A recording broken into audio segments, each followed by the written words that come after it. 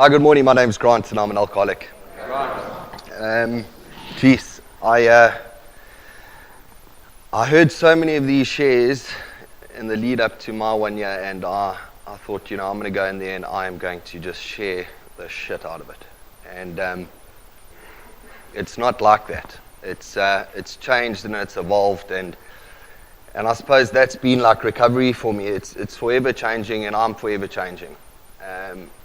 It's not that anything will ever be perfect. I will always get weaker in certain areas, and I need to work on those areas. But I have a program that guides me and shows me the way. I suppose it's such a cliche, but where do I start? I start at the beginning. I was born into a very loving family. I could never blame my family for the way things worked out for me. I had an incredibly supportive father and a very supportive mother, and I have one younger brother, Greg. I was born in a small town, not far from here, and like I said, born into a very loving family, and I think I was a very happy child as I grew up, full of life and full of energy and always very busy. It was moving forward into life and in kind of junior school that things kind of started to change for me, and having gone through this journey, am I able to look back and kind of identify things that maybe at that stage I thought were normal, but I'm able to see them now, and I kind of basically learn more about myself the further I go. But I remember from a young age, I had this desire to fit in, and I needed to always make everyone aware of my presence. It was very important to me that people knew that I was there, that would pay attention to me, and I did everything I could to get that attention. At home, I got that attention. Like I said, a very loving family. And I kind of carried on through like junior school. It only happened towards the end of senior school. I started to have a lot of behavior issues. And like I said, looking back now, those behavior issues were attributed to my alcoholism. I was very disruptive. I needed to be noticed, and I needed people to pay attention to me, and the way I found out I could do that was by being the class clown. I was cheeky, I backchatted. I continuously had to keep myself in the center light, at which point the teachers, I suppose, needed some kind of way to kind of control the situation, and that's when I was moved on to Ritalin. I think if I look back now, for me, that was kind of where it all kind of really started. For a person that was very worried about what people thought about me and this desire to fit in, the Ritalin for me made me feel like I was different. I remember being incredibly embarrassed about having to take the Ritalin, and very often didn't want to take the Ritalin. But I remember at one stage it was kind of take the Ritalin or we can't really school you anymore. And that's kind of how my school career went through junior school. Was a lot of issues with teachers at school. I lived life in a lot of fear. There was always a lot of fear to go back to school to face the consequences of things that I did. I remember the disappointment I used to feel for my family, because I could always sense that my folks were taking the brunt of it, because they were trying to defend me, but they just didn't know what to do. I just kept sticking my nose in it. I moved from junior school into senior school. From junior school, I played a lot of sports. I come from a very sporty background, and I did relatively well at a lot of my sports. And the fear kind of really started to step in when I got to senior school. I remember coming from a background of swimming, cricket, rugby. I dropped pretty much all of those sports based on fear. I was too scared to go and do these sports with these big kids that I saw at that school, and that fear kind of crippled me. The one sport I stuck to was rugby. I felt like rugby was the one sport I could carry on playing, and I played that throughout my school career. I battled with behavior issues. I repeated a year. I was given the opportunity to leave the school and go be moved up given a couple of extra marks so I could go to another school and go to the next standard, but through a discussion with my family, chose to stay behind and face it. And I ended up sustaining an injury at rugby, and I stopped playing rugby. It seemed like an easier way out. I used to feel a lot of stress and fear before every game because I really needed to play well, and that fear used to cripple me. When I stopped playing rugby, that's kind of where, for me, I think everything really started to develop. I couldn't fit in terms of rugby. It comes from a background. The school that I was at was very rugby orientated. If you played rugby, you were in a different league and a cut above the rest. And I felt that kind of when I left rugby, I fell out of that kind of favor. And it was subsequently at that kind of time that I started to drink for the first time. And the community I came from and the school that I came from was very much a drinking community, and drinking was very acceptable.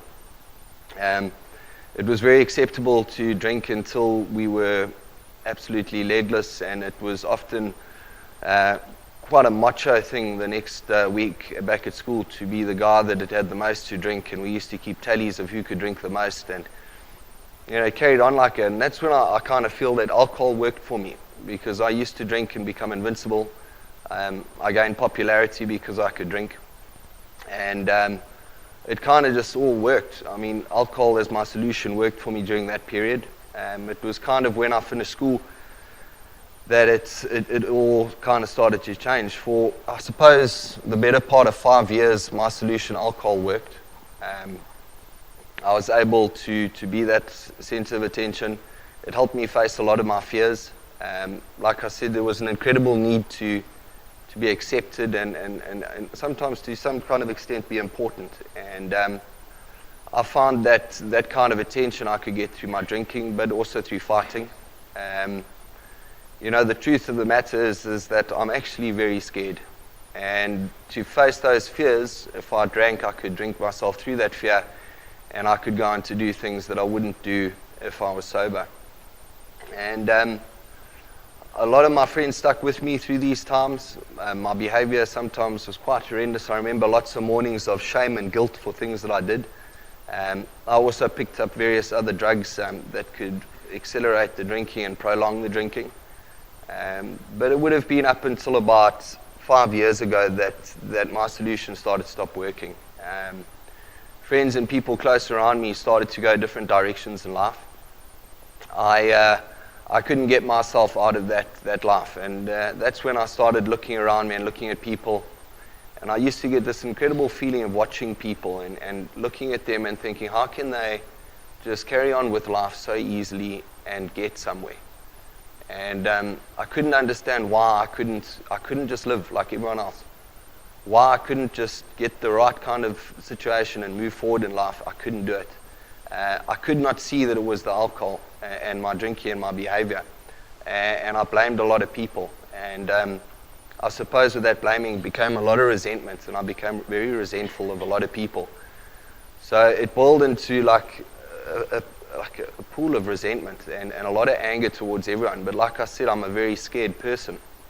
And the only way I could express that anger was to use and to build up that confidence and then go and act on that impulse. And it started to push friends away.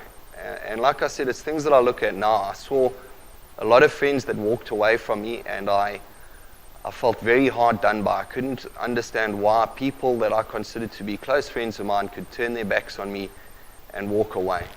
And it's very clear to me now that people can't live like that.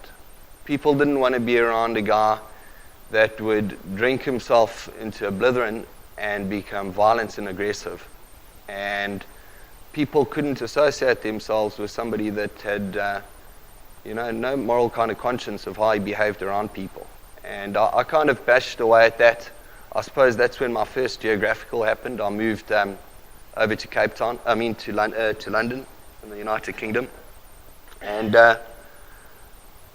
I distinctly remember going out there and being in this big world and not knowing too many people and being very fearful, and I just wanted to go out and have fun.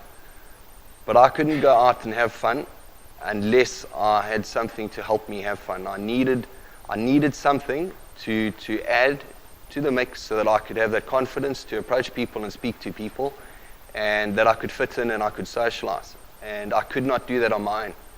And I used to be incredibly fearful of going out. It was like I was stuck in this battle with myself. I wanted to go out and I wanted to be around people, but I knew I couldn't do it on my own. I was too scared. I was too fearful. I couldn't approach people. So I needed to pick up and I needed to use. And I suppose through that period, I was isolated away from family and a lot of friends that know me, and the wheels completely fell off. I think it was 3 years of just self-abuse, and I went through some experiences there, all attributed to the way I was living my life. I came back to South Africa, and I thought, well, it's a fresh start now. I'll just start trying to live healthy, and I'll put that behind me. And I just needed some time to go and work it out of my system. But I brought that same monster back with me, and I carried on in my hometown. The drinking and the fighting and the violence was just all around me. People were dropping me left, right, and center, trying to get away from me. I started, mixing with people that would accept me for the way that I behaved. So a lot of the close friends that had grown up with me moved away, and I started to replace those friends with people that came from different backgrounds to me and different moral values that found that kind of behavior acceptable. But again, it's like, the going got tough, and I needed to get out again, so I did my next geographical, and I went down to Cape Town. This time it was a different fix that I found.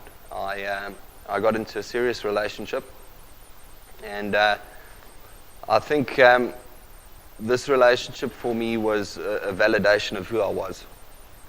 She was a very attractive woman, very popular, mixed in the right social circles, and being next to her made me feel like I was actually okay, and that I was important enough.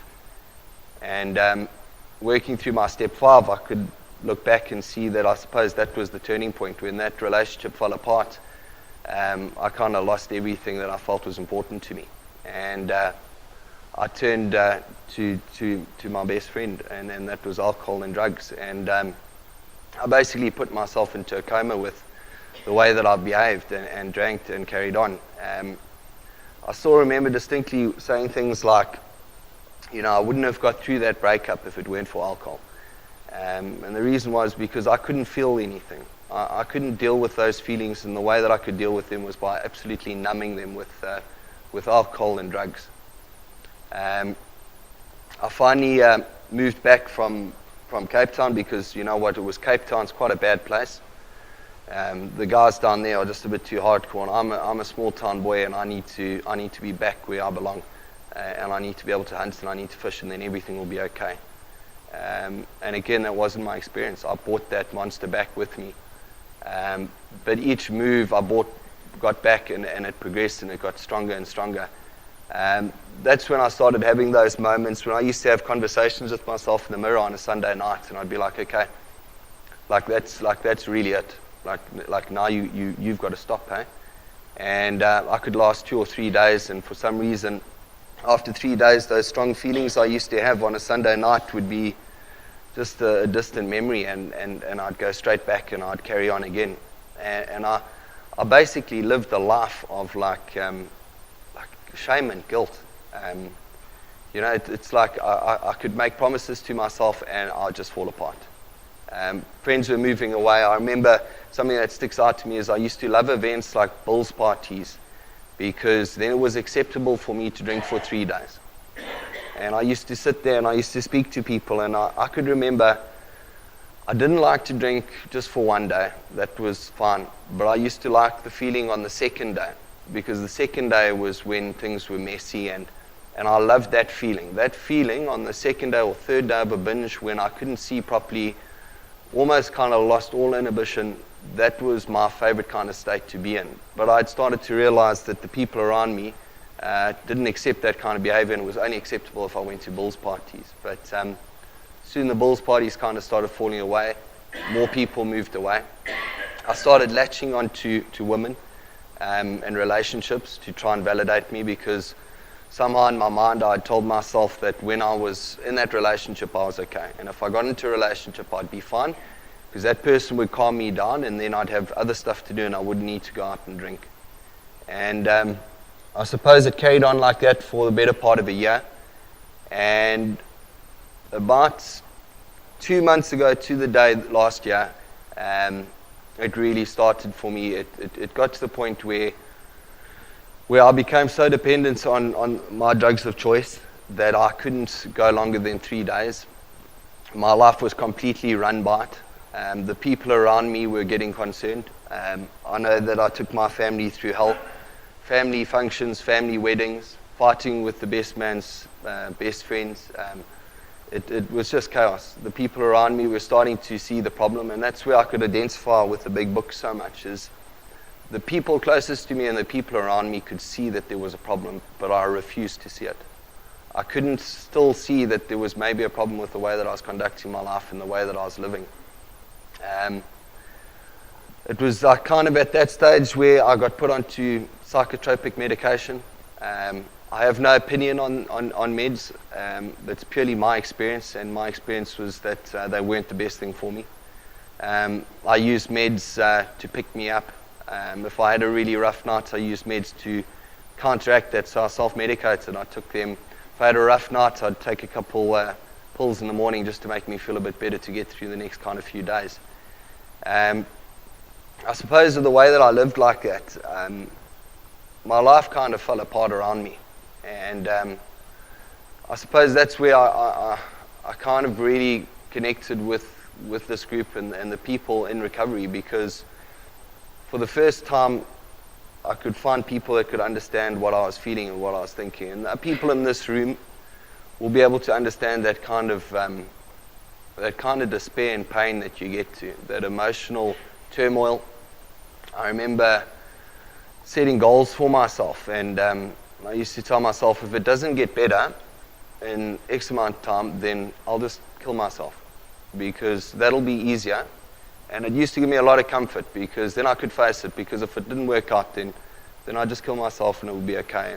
And I kind of lived in that kind of cycle, that if it didn't work, I'd just kill myself and we'll be away from all this. And I remember getting to points where I used to become, so torn up, and the only way I could see out of the situation was suicide. And I became very resentful towards my family, because, as much as I cared about them, I often thought that if I committed suicide, it would be better for me. But I needed them to understand that it was actually better for me, and that they didn't need to worry themselves. And if it weren't for them, I'd be able to commit suicide. I played all those games with myself. I suppose 3 days ago to this year was kind of the breaking point. I remember that same little Sunday evening conversation with myself after like a 3-day binge. I was like, okay, I'm going to just pack it up now. Now it's time to pack it up. And I made 2 days, and kind of the insanity, like I can see the insanity now. At 12 o'clock that day, I was getting messages for boys' night dinner, and I sent a message to everyone, and I said, you know what, I can't drink, guys. I think I might have a drinking problem. And I was very, very sure about this, and I wasn't going to drink.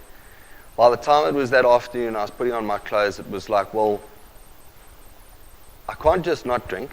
I'll just have 1 beer, because I can't just stop. I've got to I'll just ease my way through this. I've got to slow down one at a time. I can't just come to a complete stop. I remember I went out that night, and I had that 1 beer. I still remember the owner of the establishment coming to me and saying to me, Grant, I've seen you start going, and I can see you gathering momentum, and this is not a place for momentum. And I sat there for about 10 minutes and felt quite ashamed, embarrassed, and I was like, we really got to listen to that kind of stuff. And sat down at the table and ordered a tequila. It's like there for me is the insanity. My drinking had progressed to probably a bottle of, I don't want to talk numbers, but I could only drink a tequila with a beer. That's how I needed to drink, because I stopped drinking for the pleasure of drinking. I drank because I needed that effect, and I needed to get myself to a brethren. I think yesterday, a year ago, I was a complete mess. It had finally fallen apart for the second time. I was 30 years old. My friends were married and had kids. my life was an absolute wreck. And I was pretty much ready to kill myself. I think, and I firmly believe that day for me was God intervened in my life, and I got given the opportunity, or I was offered the opportunity to go into treatment. I often say to people, because people will say to me, that was very brave that you went to treatment, and there was no bravery in it. That morning, I needed somewhere to go. I needed an out. And I didn't care if it was treatment. I needed to go. If someone said to me, maybe move to Singapore, I was going to do that because I needed to get out. And I remember feeling quite chuffed about the decision. It was going away somewhere. I was going to get a break from everything, and I was just going to get some time. I was going to go somewhere, and people were going to speak to me, and they were going to make me feel okay, and they were going to chat to me, and they were going to find out that something had happened to me when I was 4 or 5 years old, and they were going to go, there's your problem. We were going to address that, and then I was going to be okay. And those are kind of the thoughts I had. But as I started packing my bags, and this was kind of the significant stuff for me, was I started to pack my bags, and I broke down, and I all of a sudden became very fearful. And the fear was, I wasn't scared of going, the fear was coming back. How was I going to come back from this? How was I going to come back to society after I went to treatment? And I didn't know the answer to that, but I found that answer later on in recovery. And the answer was that it was like, for the first time in my whole life, it was completely exposed. I was completely exposed. I put on a big show to everybody that I was okay and that I was carrying on. And this was kind of that one thing that happened that basically exposed me to everyone, that I actually wasn't all right. And I walked into the doors in the house of the hill, and I was a broken human being. I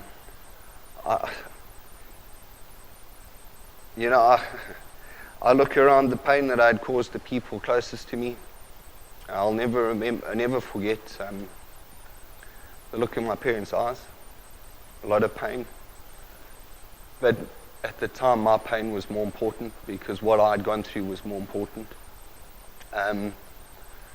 I think the big things that happened for me, and the point that it kind of changed and how I believe this program works was, I sat down with my sponsor, and we spoke, and over a few days, I remember thinking, Jesus, program, I was coming out to specialists that were going to speak to my head and they were going to sort me out, but you want me to go and help someone else? I wanted to speak. There was a certain sponsor that's in this room at the moment, and I just wanted to go and talk to him. I'd go and knock on that door, and I just wanted to talk because I needed him to help me with my problems, and he just kept sending me away to go and help somebody else. And I remember walking into that garden, and I was just so upset, and why has this happened to me? My life is just so terrible. And I sat with my sponsor one day, and he spoke about his life and how his family looked up to him, and how from the life he had lived and the way he had carried on, that members in his family now came to him and looked up to him. And I looked at that and I thought, you know what? I really want that. I really, really want what he has. And I kind of made that decision. I kind of just had no other way to do it. I decided, well, if he did this and he's got that, then you know what? I've got nothing else left, and I'm going to do this. And I suppose that's where it kind of started for me. I realized that the way that I was living my life was a problem, and I was causing my own problems for myself. I started to become very honest with what was going on for me. I spoke to my sponsor. The concern groups in that house were something else. I suppose if I look back at my time in treatment, it was like that room and those concern groups is where I saw myself grow. I remember the first kind of concerns, I became very angry and very defensive. And how can they say this, and how wrong are they? And the further I got in treatment, it became more personal because I started to see what they were saying. Don't get me wrong, wouldn't want to go back to that room because good grief, they could still give me a couple. But I went through treatment. I remember sitting in treatment and kind of the whole way it worked was going through that big book I could identify. And I suppose for me that was step one. I never knew there was what was wrong with me. I knew there was something wrong, but I could identify so much with what the big book spoke about, what the people around me felt, their feelings, because they could understand the washing machine in my head. And I suppose that for me was taking step one. I realized, you know what, I'm actually an alcoholic, and that's why life's like this for me, and this is why I've been carrying on like this. I worked through my steps. I remember I went in initially for 28 days. I told some friends I was going fly fishing for 20 days. And I suppose after my first week, I realized that it wasn't going to be a 28-day fix. That I needed to sort myself out. I remember speaking to family, and I looked around and I saw in those rooms and in treatment how this disease has destroyed lives. And I was fortunate enough not to have children, not to have too many commitments, that I had an opportunity to sort myself out now once and for all. And I needed to throw myself completely at this program. I needed to let go of absolutely everything outside. And I did that. I let go of everything. I spoke to my sponsor and told him that you let me know when I need to go. And I applied myself to this program completely. I worked my steps. I did an amazing step 5 with my sponsor.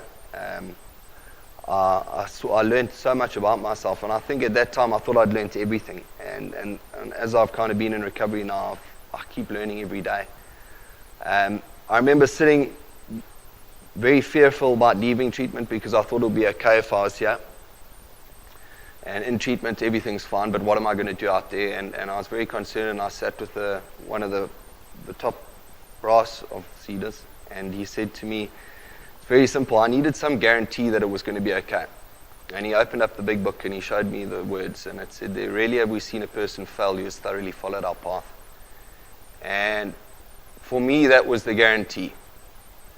If I followed this program and I did what I was supposed to do, I attended meetings, spoke to my sponsor, got on my knees, did my step 11s, I'd be okay. I left treatments and I did my 90 meetings in 90 days, often traveling, for an hour at a time to get to a meeting. There were no excuses. I wanted this recovery.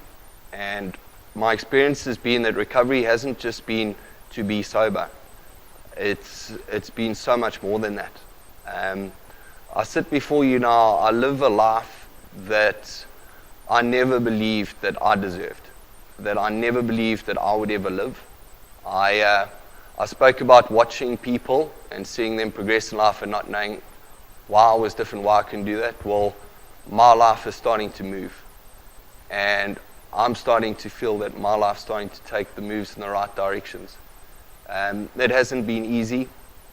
It's been some tough times, but I've had this program. I think the friendships that I've made within this community and within recovery are kind of the stones that hold it all together. I've always had someone to speak to. My experience has been that to keep me okay if I'm honest with where I am. And I expose myself to friends in recovery when there's stuff going on. I try to work my program to the best of my ability. I sometimes and not often get it right, but I tend to get it right when I sit down and I do a step 11 at night time and I get to look at my behavior. That has been my experience. The program has given me a recipe to live my life. And the way that I used to live and the way that I live now are two different things. The obsession to use and to drink has been lifted. I've got no desire to drink. I couldn't do anything to jeopardize the life that I lead right now. I've got amazing friends in my life. I've got a family that is happy and content, that is not living in fear of what I'm doing. I don't walk around with any shame or guilt. I actually get to walk around with my head held up high, because for the first time in my life, I'm leading a life that I'm proud of.